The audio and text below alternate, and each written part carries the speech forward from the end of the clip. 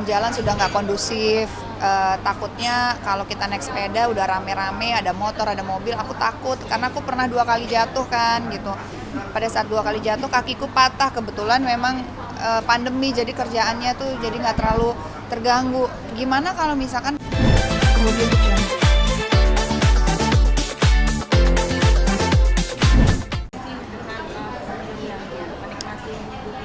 topik yang paling menarik. Ada deh. Udah lama, udah berapa bulan. Kadang-kadang cowok suka minder nggak sih sama kakak gitu, deketin kakak? Ya kan kalau mereka yang minder bukan salah gue.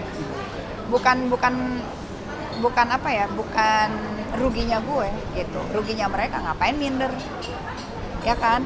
Kenapa harus kita mendowngrade siapa diri kita dan kapasitas kita dan apa yang kita mampu hanya supaya kayaknya gue sendiri, kayaknya gue jomblo karena orang terintimidasi dengan gue. Artinya ya orang yang terintimidasi dengan gue tidak layak bersama gue, tidak layak, bukan tidak layak, tidak tepat untuk mendampingi gue gitu loh. Kenapa kita harus mendowngrade standar-standar yang kita punya atau cara pikir kita atau cara kita mau menjalankan hidup kita hanya supaya kita memiliki pasangan. Oke kok, tapi kan egois harus sejarah. Ya, cowok yang mau deketin saya adalah orang yang juga punya misi yang sama, yang dia juga menghargai bahwa Luna adalah orang yang orang yang tangguh, berpenghasilan sendiri, tidak bergantung, dia bisa memimpin apa. Dia menghargai itu dan akhirnya dia nggak akan minder gitu. Pada saat dia nggak akan minder ya baru pemikiran-pemikiran yang mungkin kita tidak terlalu sepaham kita bisa adjust, asalkan dia harus respect dan menerima bahwa saya terlahir seperti ini dan saya adalah sosok yang seperti ini gitu. Menikmati aja ya kak? Menikmati aja. Aku sih menikmati aja karena kan yang udah nikah kadang-kadang enak ya lu ya masih jomblo, yang jomblo juga enak lo ya, nggak semua itu plus minus lah. Ada target untuk menikah pasti ada. Kenapa harus target tuh menikah harus menjadikan target? Nah, Aku pengen tahu kenapa menjadi pernikahan itu harus target tuh kenapa? Aku pengen tahu deh. Ini sharing ya. Gitu. Kalau menurut saya, kamu, kalau menurut untuk kamu. cewek target punya anak biasanya. Oh gitu. Ya, berarti secara biologis lah ya, gitu berarti.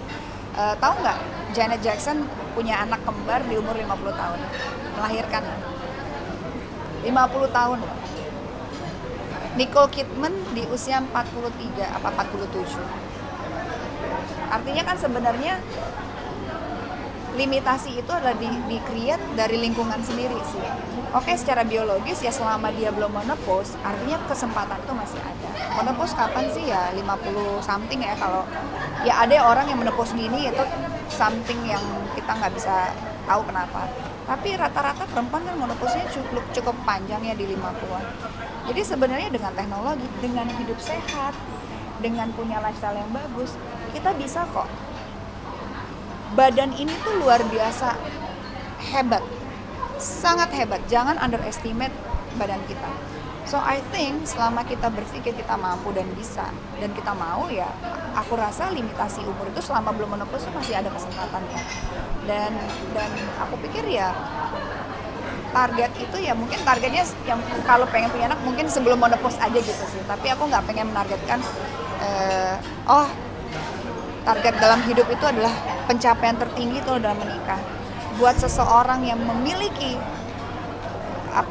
mimpi itu nggak salah, sama sekali nggak salah. Dan kita we have to respect that. Itu dia diberikan knowledge seperti itu, dibesarkan dengan informasi seperti itu, dan kita harus hargai itu. Dan kalian yang punya, dan kalian juga harus hargai saya yang memiliki, atau teman-teman perempuan-perempuan yang lain yang belum mau menikah punya pemikiran yang berbeda, harus dihargain juga gitu. Harus diberikan kepercayaan bahwa mereka tahu kok apa yang akan mereka lakukan. Saya tahu kok apa yang saya mau lakukan gitu. Jadi respect juga my choice. Kalau dibilang salah nggak salah, nggak ada yang salah. Yang mau menikah cepat ya silahkan. Salah nggak? Nggak juga. Bener nggak? Ya nggak juga gitu. Kenapa harus menikah cepat di saat kita bisa melakukan banyak hal? Tapi itu kan keputusan pribadi ya, kan kita nggak bisa ganggu gugat, dan itu hak individu masing-masing.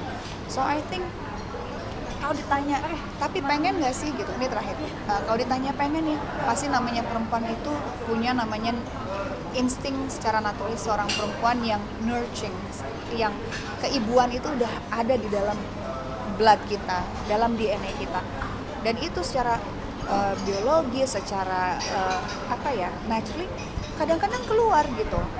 Ada kok itu, pengen punya anak ya, pengen menjadi ibu, itu sangat alami gitu. Tapi ya kita harus hargain juga bahwa ternyata universe ini, keadaan, dan memang belum ada jalannya ya.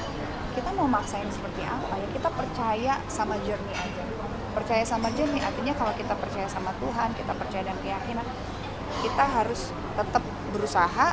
Tapi kalau memang nggak ada, jangan maksain gitu sih. Tapi aku tetap hari ini nggak pernah merasa diriku kekurangan apapun.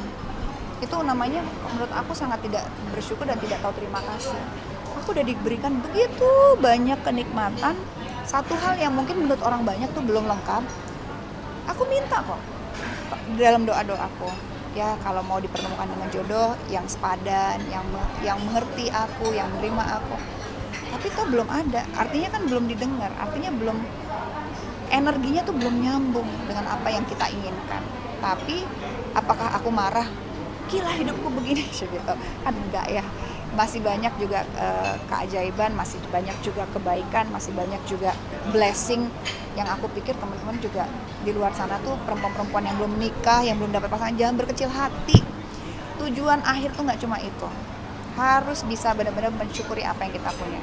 Dan percaya kalau kita nyari kadang-kadang suka terlalu ngotot, ketemunya yang asal-asalan, akhirnya jadinya nggak benar. Tapi kalau kita udah full konten diri kita, tanpa kita sadar bahwa kita akan ketemu orang yang sudah sama-sama bahwa oh tepat gitu. Udah gitu aja.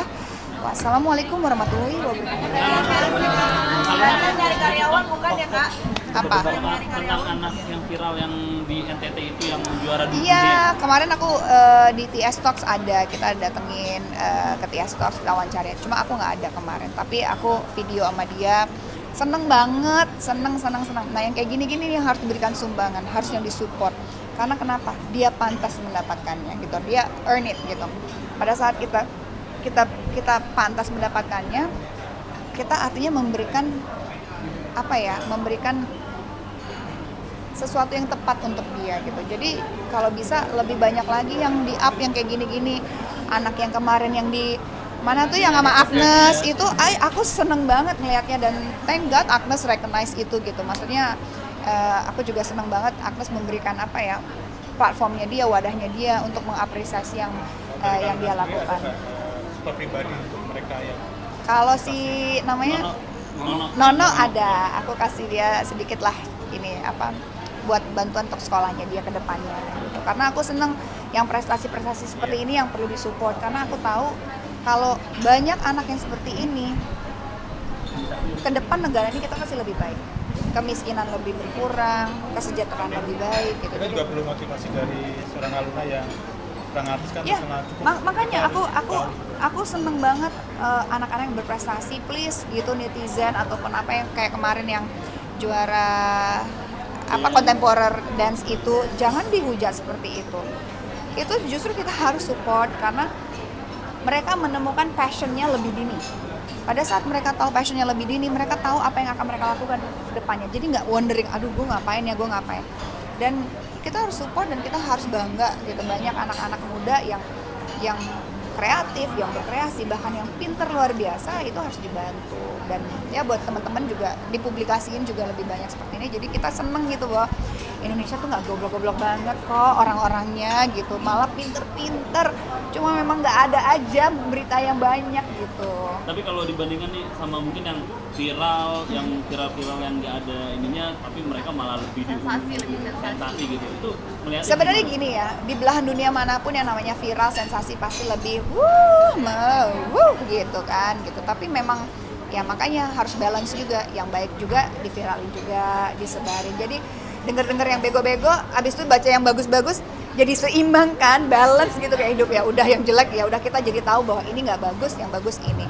Tapi kalau yang di up terus yang begini kita kan nggak tahu jadi kita nggak tahu pembanding mana yang bagus mana yang enggak, karena yang kita disodorin yang begini-begini terus, jadi kita pikir oh ya udah ini wajar, ini nggak apa-apa. Tapi kalau ada yang viral, ada yang agak ya bego-bego lah, yang bagus-bagus juga, yang pinter-pinter, jadi kita bisa punya pikiran kok ini lebih keren ya dibandingin yang ini ya gitu. Ini mah jadi hiburan aja deh, aku lebih fokusnya ke sini gitu. Nah ini perannya teman-teman media yang selalu harus membantu apa nih yang bisa membantu kita sebagai manusia itu lebih cerdas, lebih punya wawasan. Pasti yang namanya jualan yang viral, pasti clickbait apa segala macam, itu namanya kebutuhan perut dan ya kita tahu ngerti. Tapi juga harus ada punya punya integritas dalam memberikan sesuatu kepada masyarakat. Bayangkan kalau kalian selalu taruh yang viral-viral gitu. Ya, yang anak-anak kalian juga kan pasti kalian pengennya anaknya pinter, pengen anak kalian juga tumbuh menjadi seorang yang lebih berguna, lebih dari kita gitu. Nah, makanya ya, tapi ya namanya hidup ya pasti ada putih, ada hitam, ada biru, kita berwarna aja. Luna kemarin secara langsung, sempat ketemu secara langsung sama Nono? Nono enggak, kemarin jadi Nono itu datang ke TS Talks diwawancara, tapi aku nggak bisa, jadi aku video call aja. Cuma kayaknya dia udah kecapean, dia udah muter roadshow dari Trans TV, dari mana terus Ya, jadi. agenda pribadi ada nggak nanti Kak? Nah dia udah balik, jadi kemarin aku cuma ngasih, dia pengen apa sih, sepatu bola, terus aku kasih sedikit sumbangan buat sekolah, tabungan lah buat sekolahnya dia. Jadi ya, Gimana dong Mbak Nono? Nono, kemarin lucu deh, jadi kan aku video call gitu sama dia. Terus dia kan udah capek, namanya anak kecil ya gitu, mungkin anak pinter tuh lucu ya. Dia dari jauh gini, gerak jalan, siap gitu. Nono gimana, kamu hebat banget, kamu ini bang, gitu. Terus aku bilang lucu banget ini anak. Jadi ya happy lah. Jadi Nono pesan saya teruslah belajar, teruslah tumbuh menjadi anak-anak juga, belajar boleh tapi bermain juga nggak salah.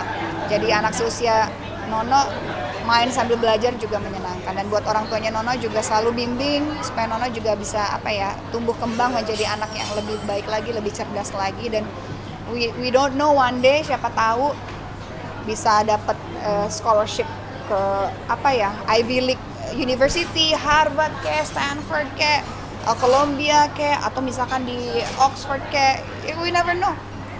Jadi semakin banyak yang begini kayak kita bisa bantu supaya kedepannya memudahkan mereka ya. Terima kasih Kak Luna. Nanti ya itu ya. Makasih ya.